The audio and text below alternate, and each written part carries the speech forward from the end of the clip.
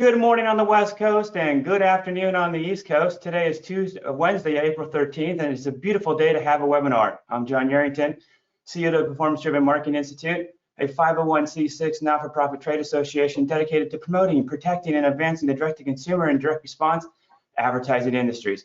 And on behalf of the entire PDMI team, it's my pleasure to welcome you back for yet another fun-filled and exciting episode of the PDMI Take 20. As a reminder, the PDMI Take 20 is a quick-hitting roundtable discussion led by industry experts on trending topics, all in 20 minutes or less. Today we'll be joined by Shira Witelson of RSLT. Hi, Shira.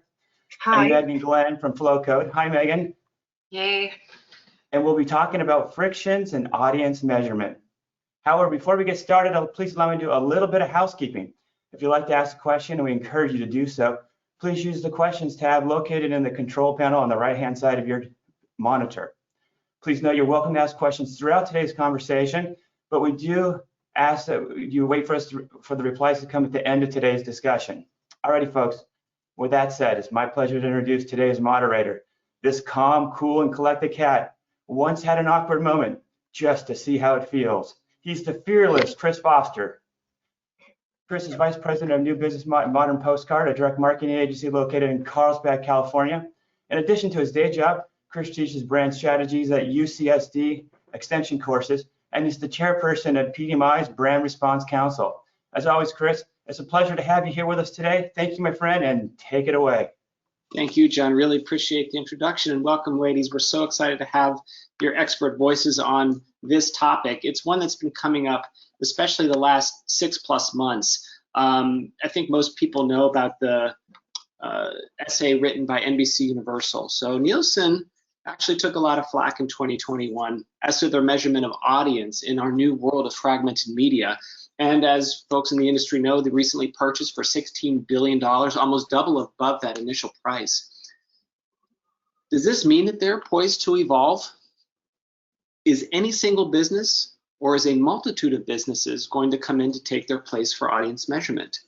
With NBCUniversal spearheading those ideas, and the Media Rating Council noted that Nielsen had some deep-rooted performance issues, quote, the question is, what will be the change? Audience measurement now has to account for a myriad of streaming services and devices. Is there going to be one rating to rule them all, or is it going to be a combination of metrics that agencies and brands rely on? One of the things that's interesting and that we're going to be asking about is that with the fragmentation of media and measurement, it might simply result in a silo or a specialization of measurements. There could be best in breed and OTT measurement performance, maybe another for linear, yet another for CTV. We don't quite know, and right now the industry, I believe, sees that it's a very fluid, poised for both some conflict, but also some great opportunities. So we're here with these experts now to talk about what they're going to be seeing. And Shira, we're going to start with you. I guess the most important thing is, what are agencies and brands really looking for when it comes to measurements now? So first, Chris, thank you for having me here. It's great to see you again. Agencies and brands are looking for the same thing. What they want is to make the most of their advertising budget. And for doing that, they need solutions that will help them measure the effectiveness of their advertisement. They're looking for solutions that, in fact, for the first time, that are also privacy safe. So it's something that's completely changed lately. This is something we are seeing on our side. The big question is really to find a solution that the results are going to be accurate enough, that are going to be also not putting anyone, infringing anyone's privacy in the process. So this is what they're looking for. Great. Well, so accuracy, privacy, attribution. I think that's going to be, I think, these keystone ideas that are going to be changing, and they won't change, but the sources and solutions around them will change in the upcoming years. Meghan, welcome to a Take 20. You had mentioned that at Flowcode, it's a topic of conversation. Absolutely. I mean, I think, especially when we look at the explosion of QR on TV, I think the thing that we're constantly thinking about now is, realizing that every single interaction that a brand has with a viewer or a consumer should be measurable. And that's kind of where our area of specialty is realizing that it should be based on, you know, real human interaction as opposed to a survey or an algorithm or something like that. So to Shira's point, it is all about real results and accuracy. Well, you know what's interesting about that is, you know, tracking that real human interaction versus a supposed interaction or a quote-unquote audience or bot traffic and the like. And I think what one question that I would ask you both is, this panel is not about attribution per se, but attribution clearly is a tangential topic when it comes to audience measurement. Do you see attribution as something that's collective and cumulative, or do you still think that you can parse out a specific channel driving response? I guess, Meghan, we'll start with you and then we'll go to Shira on that question. Sure. I mean, I think the most interesting piece is understanding, you know, based again on real world interactions, understanding that sometimes it does take several touch points to actually get somebody to the finish line of that end goal, right? And so when we kind of look through our lens of being truly cross-platform, I'm leaning more heavily into believing that you know, sometimes that attribution measurement isn't totally siloed into one category, and we're measuring activity, measuring interaction across every environment, right? And so ultimately, I think when we look at you know, really trying to figure out what was it that drove that final kind of push, I don't know necessarily that it's really one measurement or silo. I think that we kind of look at this holistically across somebody's entire brand ecosystem to figure it out. Mm-hmm. Shira, what do you think? So if we are moving to talk about attribution, I would say this. So it's definitely important for TV, for radio, for digital, to look at it at each touch point. So not aggregate is in fact the resulting outcome. You are attributing at a very granular level, and then you are aggregating in order to see the result. What do I mean by that? For example, for TV, the way we do it, for example, it's through signal analysis. We are looking at specific time spot, and we're looking for signals of those spots. And then we are aggregating to show the efficiency at the day level, at the channel level, at the day part level, at the creative level. So aggregation is good as a resulting, as an end point, but you cannot start with aggregate. Now, there is some statistical options or models that are looking from the beginning at aggregates data, such as marketing mix modeling. The way to build a marketing mix model is to look at aggregate data, but for attribution per se, you cannot start with aggregate data. You need to look at it. So with the question of that, if you're not going to start with aggregate data and you're starting on very specific channels, are there emerging businesses that you see that are coming to the forefront with expertise in measuring specific channels? So I think it's what I'm saying right now, and I can tell you that this is something that we're trying to do. There's the deterministic approach to measurement, which is through trackers.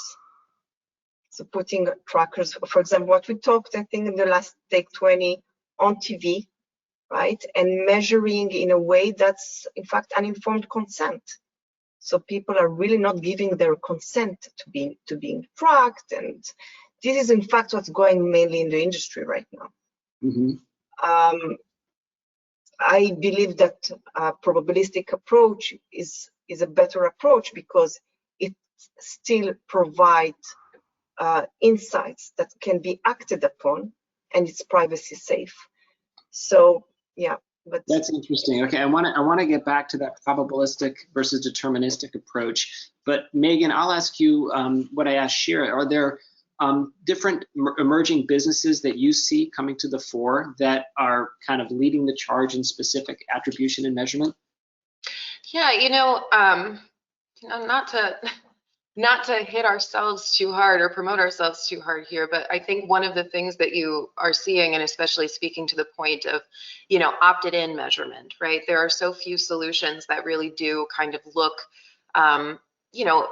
at the user from like that opted-in standpoint. And if you look at QR very broadly, they're certainly not an exception. But the thing that's really interesting is that you have platforms like Flowcode that are GDPR and CCPA compliant, and just through the action of scanning, it's so intentional and opted in that once we kind of get through to that initial kind of interaction, that touch point, it opens up a whole slew of possibilities when it comes to measuring measuring with the viewer's knowledge, measuring with the kind of preamble that viewer self-selected to respond to that message anyway. And so you do see, I think, limited approaches from that standpoint, right? So I think we're pretty unique kind of in our space, but looking, more holistically, there certainly are companies that do claim to measure from a data safe standpoint, and it's always, I think, a little bit more based on kind of the secondary action of ending up on a site or something like that provides that data. So I think definitely room for growth in that kind of opted-in data safe measurement environment, but excited to see kind of the process of what's happening even just through our lens. I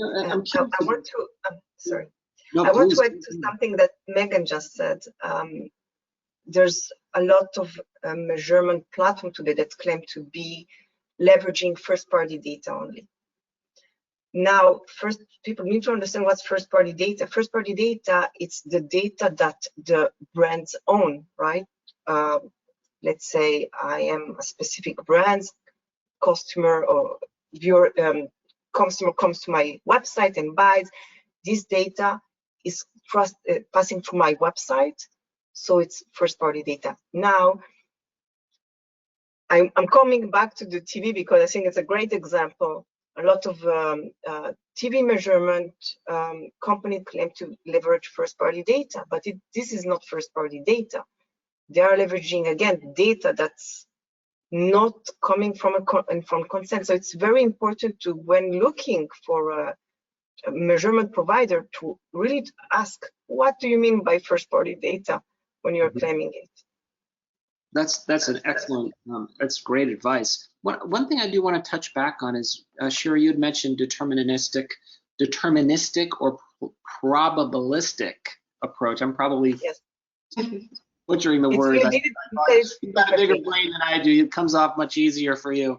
But from where from one way to look at it, I think, is that do you think it will ever be possible to get exact measurements? But I think really one of the questions I have is, does it matter?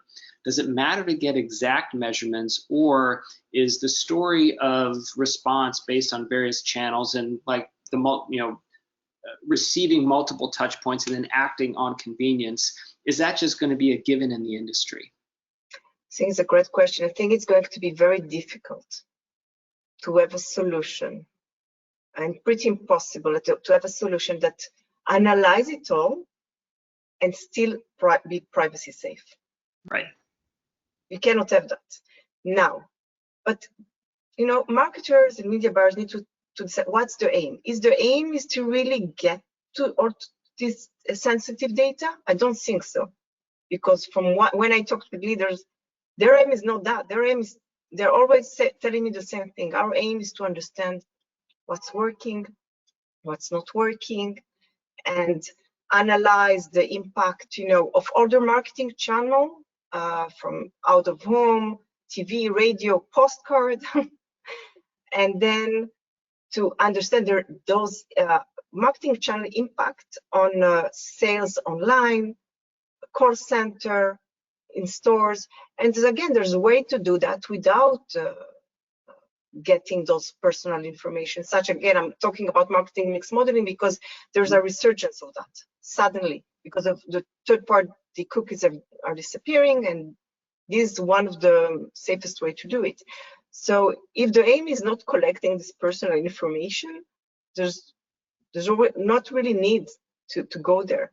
And there's other way to measure, marketing impact. Megan, what's your take on that?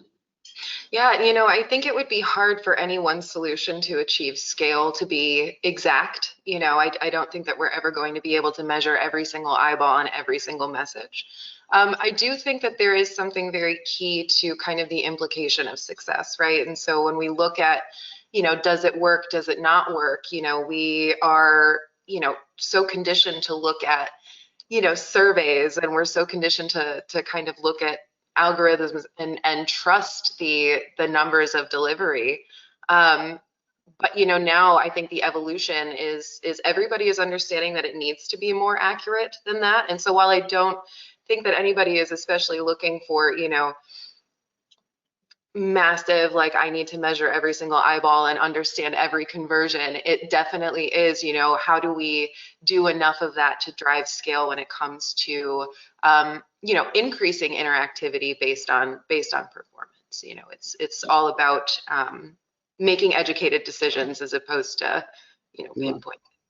Well, and what's interesting is one of the things that I've learned is that often data is directional, it's not definitive. And so the idea of asking data to be completely definitive to drive choices, I don't necessarily think is actually prudent for businesses, but most importantly, I don't think it's human, right? I think that especially when it comes to measurement and audience measurement, when you have noise of bots and you have noise of surveys and algorithms and you have block clusters of IP addresses, right, instead of a single individual household, I think a lot of the measurement comes into a place of belief, right? We're all human beings making these choices anyway. Human beings of any creature on earth leans into belief, right? And so I think that the idea of that implication of success that you had mentioned, Megan, is a really insightful idea because it allows that belief factor to say, to Shira's point, what's working, what's not working, what's the impact of the additive channel? Do I believe that this is actually impacting it? And what's the risk if I don't add this channel? That's interesting. We are actually wrapping up to getting close to 20 minutes already. This just came by in eye blank. So John, I'm wondering if we have any questions from the audience. First of all, that went by really fast. Great job, ladies. Great job. We do have some odd questions from the audience, and let me go ahead and read them to you. What's the most recurrent question your clients are asking you today about maximizing their audience measurement tactics? So the most recurring question your clients are asking.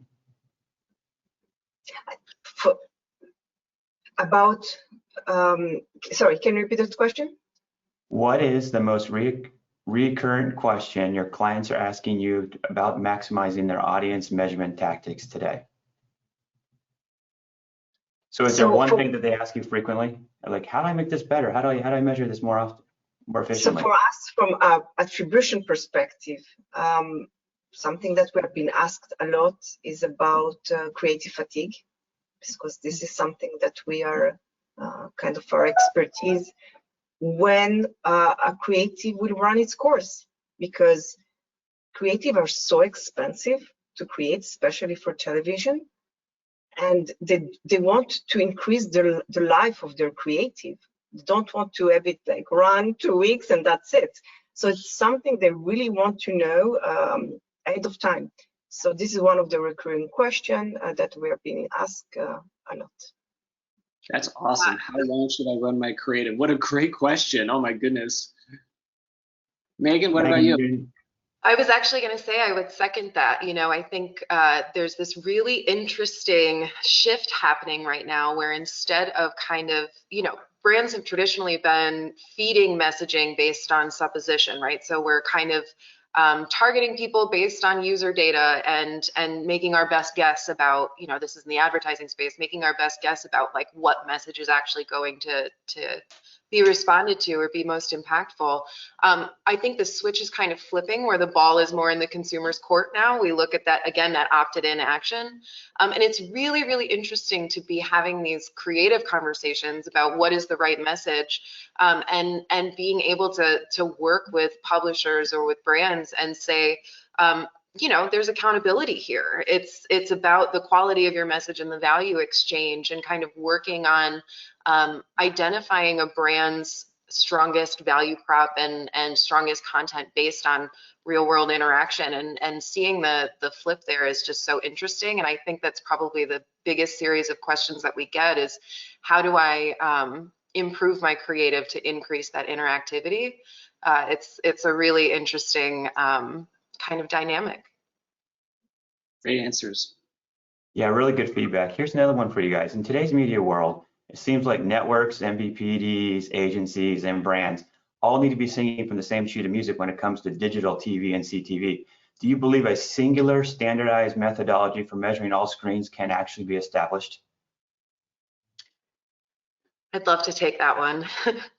So I think what's really interesting, and something that we forget oftentimes from the media perspective, is that consumer perspective on TV has changed quite a lot, where we're not actually differentiating between linear TV and CTV. It's just, all I know is that I'm here to access my content.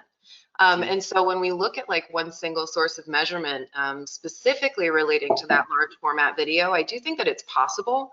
And I might, again, be a little bit biased there because we're kind of cross-platform in that sense at Flowcode. But I think like as we see consumer behavior, viewer behavior shifting to be a little bit more fluid between different types of content and accessing different types of content, I think it'll be easier and easier to kind of remove the barrier between the two and de-silo the two types of TV delivery, and then subsequently make measurement a bit easier in that standpoint too. Really good feedback. Thank you very much, Megan. Shira, would you care to jump in on that? I would say that,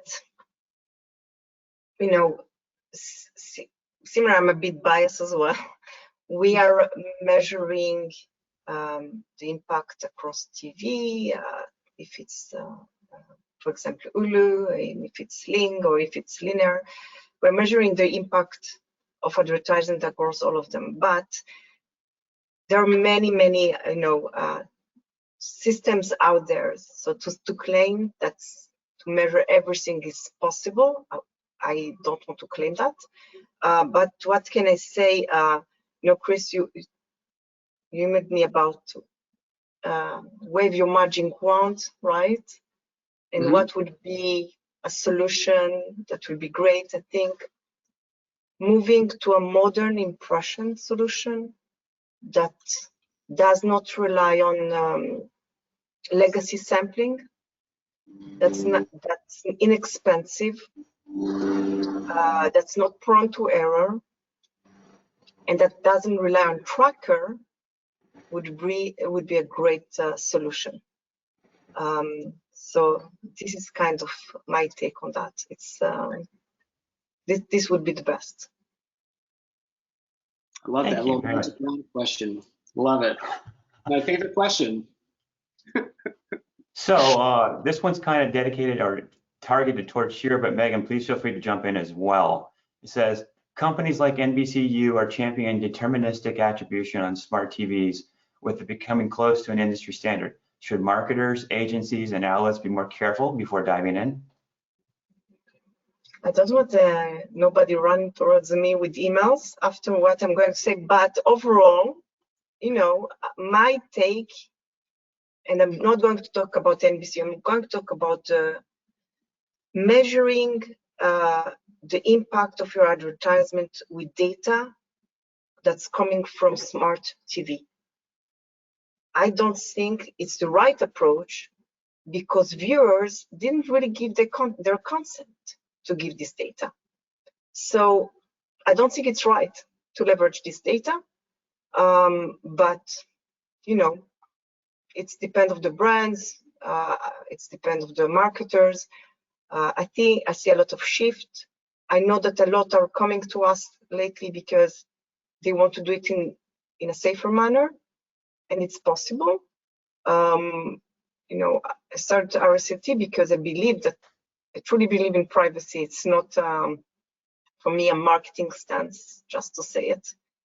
It's really something that's important. And I think it should be also across the board. People, you know, marketers are people and media buyer are people. They care about privacy. They care about the privacy of their kids. And at the end of the day, they don't want nobody to collect what's going on with what their kids are doing on TV, what they're doing on TV. And it's not only about tracking what shows they have been seen, but it's also about tracking their IP, their personal information. There's much more that can be gathered through data from smart TV. Yeah. And I'd actually jump in and say that, you know, not only is it, you know, you have to be careful from the standpoint of that compliance, right? So like not everybody in that household is opted in to sharing that information about themselves, but also there's an inherent level of inaccuracy, right? Or vagueness on that, because when you're looking at how that information is gleaned, you're looking at the household holistically rather than individuals within that household. And so to a certain extent, there's still a little bit of guessing versus, you know, finding solutions that are direct one-to-one with that viewer in the moment of viewership. You know, I don't know. I can say that based on my own households, like information that you would assume based on the internet connection. I mean, it might be varied between my parents and myself, for example. You know what I mean? I think that there's always that to be considered. Yeah. I want to jump quickly, if we have the time, what Meghan just said. There is also definitely a bias in data coming from smart TV because it's sample data on specific type of TV. And I think, Chris, we talked about this, but for example, let's talk about Vizio. Who is buying Vizio? The demographic of people buying Vizio. And then you're doing analysis only of the demographic of people buying Vizio. Automatically, you get a bias here. Correct. Ladies, what a great job today. Awesome information. I learned so much. And as always, Chris, fantastic job by you bringing us through the conversation. So thank you to all of you. Lots of great insights today. Much appreciated. Well, folks, I hope you enjoyed today's conversation as much as I did. Before we close out, I'd like to take a moment to invite each of you to come and partake in our next episode of the PDMI Take 20, which is hosted on April 27th at 11 a.m. Pacific, 2 p.m. Eastern. And I'd also like to remind you that PDMI's fall conference, PDMI West, is scheduled for October 24th to 26th in San Diego at the Hard Rock Hotel. Registration is now open, so please visit www.thepdmi.com. That's thepdmi.com and get your badges. Thanks again, everyone. Make it a great day, and we'll speak soon. Thank you. Thank you.